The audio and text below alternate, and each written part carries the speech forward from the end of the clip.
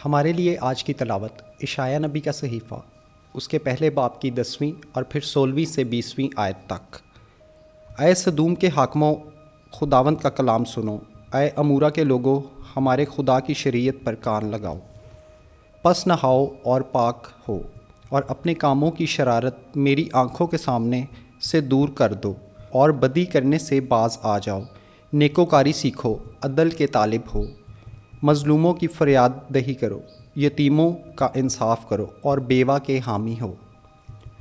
आओ बाहम दलील करें। खुदावंद फरमाता है, अगरचा तुम्हारे गुनाह किरमिस की मानिद हों और बर्फ़ की तरह सफ़ेद हो जाएंगे, और अगरचा वो अर्गवान की तरह सुर्ख हों तो वो ऊन की मानिद उजले हो जाएंगे।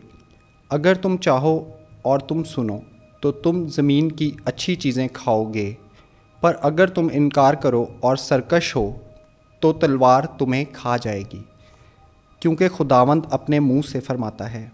पाक कलाम का पढ़ा और सुना जाना हम सब के लिए बाइस बरकत हो। खुदा का शुक्र हो।